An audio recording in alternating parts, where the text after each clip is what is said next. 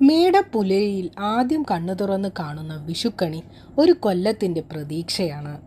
ഒരിക്കൽ പുതുവർഷാരംഭം എന്ന് കരുതിപ്പോന്നിരുന്ന വിഷുവിലെ പൊന്നിൻ കണി പുതുവർഷത്തിന് ഐശ്വര്യമേകുന്നതായിരുന്നു. പുതുവർഷാരംഭം പിന്നീട് ചിങ്ങത്തിലേക്ക് മാറിയെങ്കിലും വിഷുക്കണി ഇന്നും പ്രതീക്ഷകളുടെ പൊൻകണി തന്നെയാണ്. വിഷു തലേന്നാണ് വിഷുക്കണി ഒരുക്കേണ്ടത്. വീട്ടിലെ മുതിർന്ന സ്ത്രീകളാണ് പതിവായി ഇത് ചെയ്തു പോരുന്നത്. ദർശനത്തിന് സൗകര്യപ്രദമായ ഏത് സ്ഥലത്തും വിഷുക്കണി ഒരുക്കാവുന്നതാണ്. വൃത്തി മാത്രമാണ് പ്രധാനം. വിഷുക്കണിക്കായി ആദ്യം വേണ്ടത് ഒരു ശ്രീകൃഷ്ണ വിഗ്രഹമാണ്. കൃഷ്ണ വിഗ്രഹത്തിന്റെ ദർശനം പടിഞ്ഞാറേക്ക് വെച്ചാകണം കണി ഒരുക്കേണ്ടത്. നിലത്ത് തന്നെ കണിയൊരുക്കുന്നതാണ് പരമ്പരാഗത രീതി. ഒരു തളികയിലോ പീഠത്തിലോ മഞ്ഞപ്പെട്ട് വിരിച്ച ശേഷമാകണം പടിഞ്ഞാറ് ദിശ ദർശനമാക്കി കൃഷ്ണ വിഗ്രഹം വെക്കേണ്ടത്. മയിൽപീലി, മഞ്ഞപ്പട്ട്, ആഭരണങ്ങൾ എന്നിവയൊക്കെ ഉപയോഗിച്ച് കൃഷ്ണനെ അണിയിച്ചൊരുക്കാം. പൂക്കൾ ഉപയോഗിച്ച് തയ്യാറാക്കിയ ഒരു മാല കൃഷ്ണനെ അണിയിക്കാം. തുടർന്ന് കൃഷ്ണന് മുന്നിലായി ഓട്ടുരുളി വയ്ക്കാവുന്നതാണ്.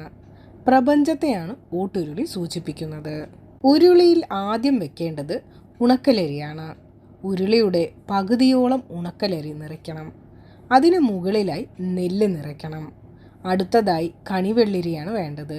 കേടുകൂടാത്ത ഇടത്തരം വലിപ്പമുള്ള കണിവെള്ളരിയാണ് ഉരുളിയിലേക്ക് വെക്കേണ്ടത്.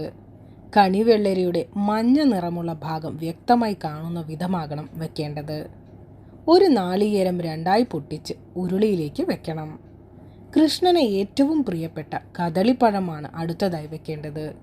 സുബ്രഹ്മണ്യ സ്വാമിക്ക് നിവേദ്യമായി മാമ്പഴവും ഗണപതിക്ക് നിവേദ്യമായി ചക്കയുമാണ് വെക്കേണ്ടത്. വിഷുക്കണിയിലെ ഭഗവതി സ്ഥാനമായ വാൽക്കണ്ണാടി ഉരുളിയിലേക്ക് വെക്കണം. കണി കാണുമ്പോൾ നമ്മളെ കൂടി കാണാൻ വേണ്ടിയാണ് വാൽക്കണ്ണാടി വെക്കുന്നത്. അത് നീയാകുന്നു എന്ന തത്വം തന്നെയാണ് ഇതിന് പിന്നിലുള്ളത്. അടുത്തതായി തിരുഉടയാടയാണ്. വാൽക്കണ്ണാടിക്ക് പിന്നിലായിയാണ് തിരുഉടയാട വെക്കേണ്ടത്. ഭഗവതിയെ അണിയിക്കുന്നതായാണ് തിരുഉടയാടയുടെ സങ്കല്പം. പിന്നീട് 2-3 നാരങ്ങ ഉരുളിയിലേക്ക് വെക്കാം. ഉരുളിക്ക് സമീപം മറ്റൊരു തളിക വെച്ച് രാമായണമോ ഭാഗവതമോ ദേവി മഹാത്മ്യമോ വെക്കാവുന്നതാണ്. ഗ്രന്ഥത്തിന് മുകളിലായി അലക്കിയ ഒരു വസ്ത്രം, അതായത് കസവുമുണ്ട്, വെക്കേണ്ടതാണ്. വസ്ത്രത്തിന് മുകളിലായി വെറ്റിലയും അടയ്ക്കയും വെക്കണം. വെറ്റിലയിൽ 5 വസ്തുക്കൾ വേണം. അടയ്ക്ക, സ്വർണം, അരിമണി, ഒരു നാണയം, ഒരു കൊന്നപ്പൂവ് എന്നിവയാണ് വെക്കേണ്ടത്. വെറ്റിലയ്ക്ക് സമീപമായി കുറച്ച് പണം വെക്കണം. നാണയത്തുട്ടും ഉൾപ്പെടുത്താവുന്നതാണ്. അതിന് സമീപം സ്വർണവും വെള്ളിയും വെക്കണം. തുടർന്ന് വസ്ത്രത്തിന് മുകളിൽ തന്നെ കുങ്കുമച്ചെപ്പും കൺമഷിയും വെക്കണം. പിന്നീട് ഉരുളിക്കുള്ളിൽ കൊന്നപ്പൂ വെക്കണം. ഉരുളിക്ക് പുറത്ത് നിലവിളക്ക് വെക്കണം.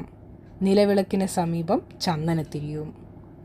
ഉരുളിക്കുള്ളിലെ പൊട്ടിച്ച നാളികേരത്തിനുള്ളിൽ കിഴിയിട്ട് എണ്ണ നിറയ്ക്കണം.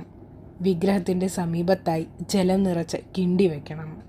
കിണ്ടിയുടെ വാൽ തെക്കോട്ടാകരുത്. കിണ്ടിയിലെ വെള്ളത്തിൽ ഐശ്വര്യത്തിൻ്റെ പ്രതീകമായ ഒരു വെള്ള പുഷ്പം ഇടാവുന്നതാണ്. പ്രപഞ്ചത്തിലെ ജീവന്റെ ആധാരമായ വെള്ളം കണ്ണിൽ തൊട്ട് വേണം കണി കാണാൻ. ഉരുളിക്ക് മുന്നിലായി പച്ചക്കറി വിത്തുകൾ ഒരു ചെറിയ വാഴയിലയിൽ വെക്കേണ്ടതാണ്. കൃഷ്ണ വിഗ്രഹത്തിലെ ഓടക്കുഴലിന് സമീപം കുറച്ച് കൊന്നപ്പൂക്കളും വെച്ചു കൊടുക്കാവുന്നതാണ്. പഴങ്ങളും പച്ചക്കറികളും വെച്ച് വിഷുക്കണി കൂടുതൽ മനോഹരമാക്കാവുന്നതാണ്.